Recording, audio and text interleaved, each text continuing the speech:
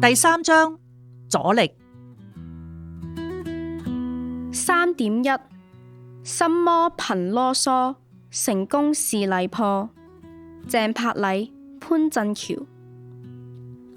喺籌辦嘅過程中，籌委們遇到最大嘅挑戰係自己嘅心魔。當初大家訂立嘅初心好宏大，每個人都雄心勃勃。原來大家好幼稚，以為半年之內就可以成功教識幾百人，而且攞到世界紀錄。但當疫情靜悄悄來臨時，心情馬上逆轉。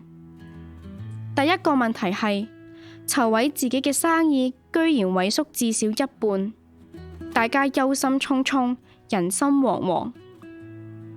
第二係活動舉辦屢次延期，成功日子遙遙無期，亦動搖咗大家嘅決心。如果當時有人提出，不如唔好搞咯，一定得到全部人嘅附和。但好彩冇人肯做衰仔，所以活動先至可以生存落嚟。咁究竟籌委會嘅心魔係幾時被驅走？喺我哋準備第2期扭得出色雜誌時，突然間收到一篇稿，一個盲人學員描述佢誤打誤撞下如何學識扭計骰，令佢重拾做人嘅信心，覺得自己可以東山再起。睇完呢篇稿後，有人淚流滿面，高聲話俾大家聽：我哋嘅目的達到咗啦！只要有一個盲人因為運動而得益，行返出嚟，咁就值得啦！真係一言驚醒夢中人。大家一直都俾操作問題困擾，遺棄咗初心，因此覺得沮喪。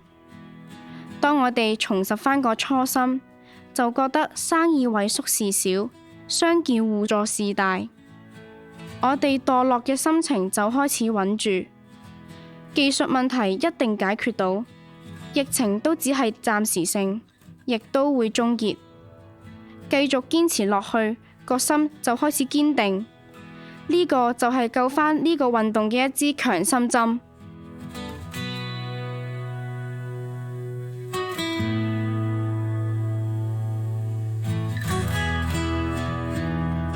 3.2 氹住你來練，信心令自堅。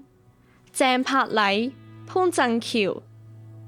唔講大家唔知，原來運動初期Paul Sir 帶頭講咗一個好大嘅大話，而家先至承認，希望大家多多包涵，因為呢個大話係幫我哋起步。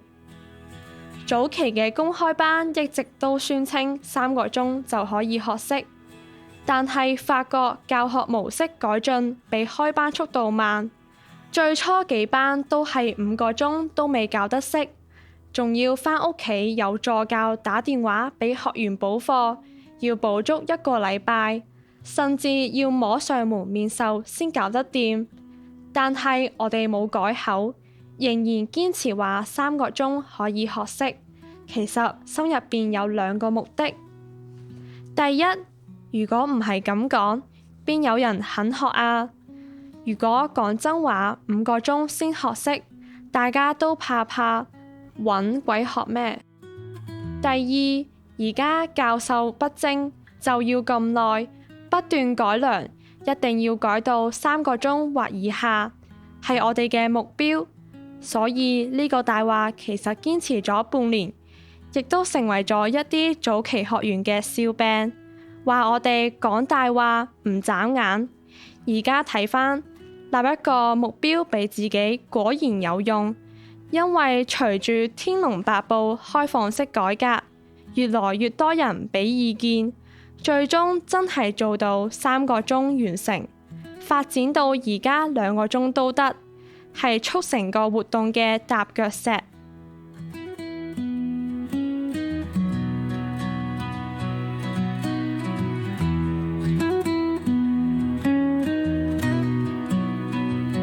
3.3 被拒心不甘，唯自力更生。潘振橋。籌辦活動嘅時候，我哋知道揾到心心相印嘅合作夥伴好重要嘅。一開始我哋認為藉由其他組織嘅資源支持，能夠讓活動更加有聲有色，所以我哋積極尋找合作夥伴，好似大學生平台、盲人協會組織同埋其他非政府組織等。不過最後我哋發現呢啲合作方案都無法實現。例如一個機構嘅負責人直言，呢個活動小兒科，叫我哋去揾小學合作，大家啼笑皆非。發覺希望他人明白活動初心，原來唔容易，唔係我哋講得唔好，而係對方感受唔到。所以呢啲組織拒絕合作，有啲組織就已經有自己嘅活動計劃同埋目的，對方亦未能認同呢個活動嘅想法同埋做法，令到雙方無法合作。一開始就俾人拒絕，當然唔開心，亦心有不甘。但係事後諗真，人各有志係本分，亦無需因此分心，於是就順翻個心。經過深思熟慮之後，我哋最終決定自力更生。雖然咁樣會令活動更加難籌辦，但係能夠始終保持初心。我哋走獨立自主嘅路，得到3個益處：一、初心不變；二、創意浮現；三、意志更堅。籌委們訓練咗自己嘅素質，成就咗美事，終生回憶不絕。如果以個人成長而言，雖然花3年光陰，但係得到助人助己嘅成果，真係抵玩。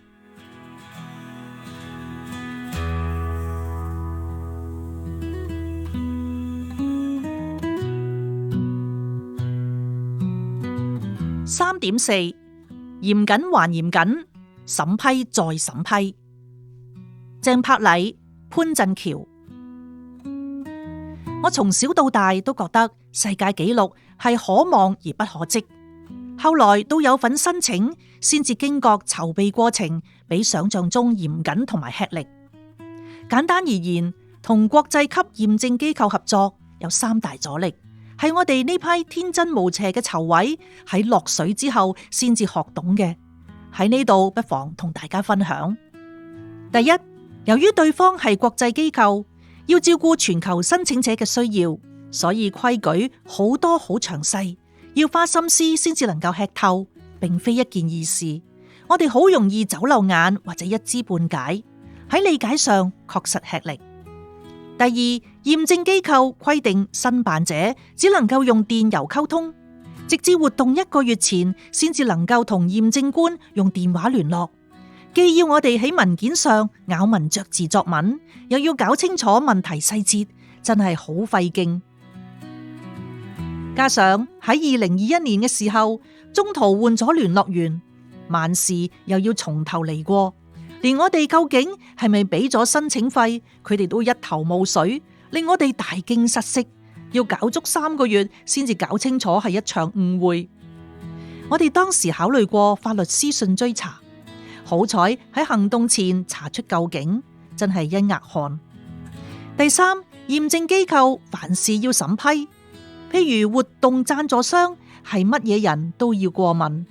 至於國際機構嘅大名，當然唔能夠隨便用。我哋就算俾咗錢，都只能夠用30日啫。所以喺呢度亦都唔敢直呼其名，否則又要俾錢。長達3年嘅互動，令大會明白乜嘢係嚴謹同埋認真。我哋雖然係消費者，但係俾人管到氣咳，真係上咗寶貴嘅一課。多謝驗證機構。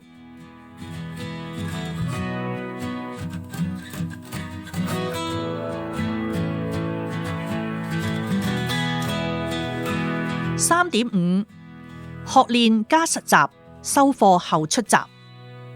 鄭柏禮、潘振橋。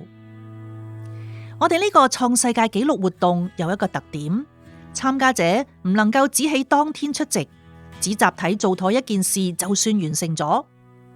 識玩扭計骰需要學習，大量練習同埋喺現場實習。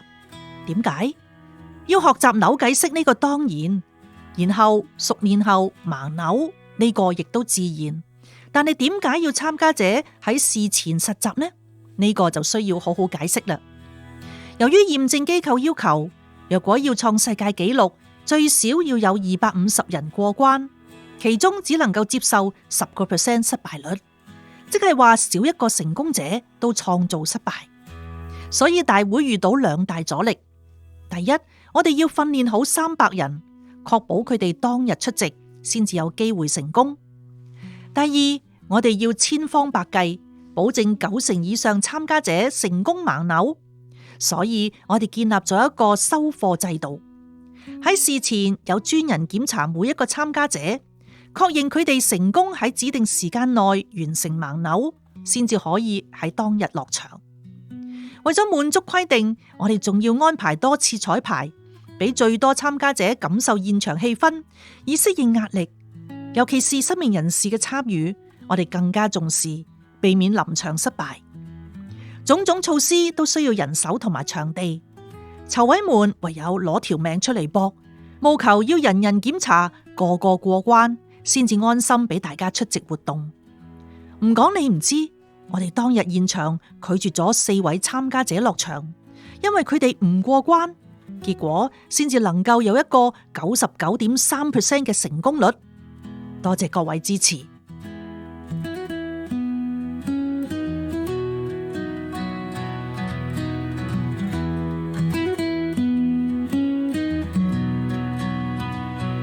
3.6 心力漸流失，初心失而得。鄭柏禮、潘振橋。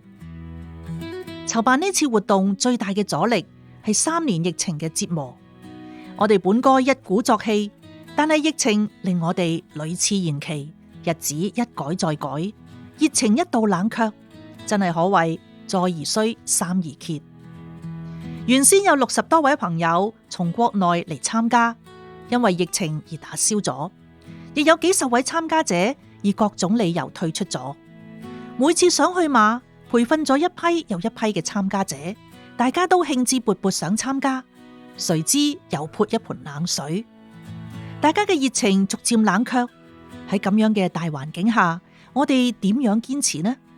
籌委們達成共識 ，keep 住溫度，要有行動。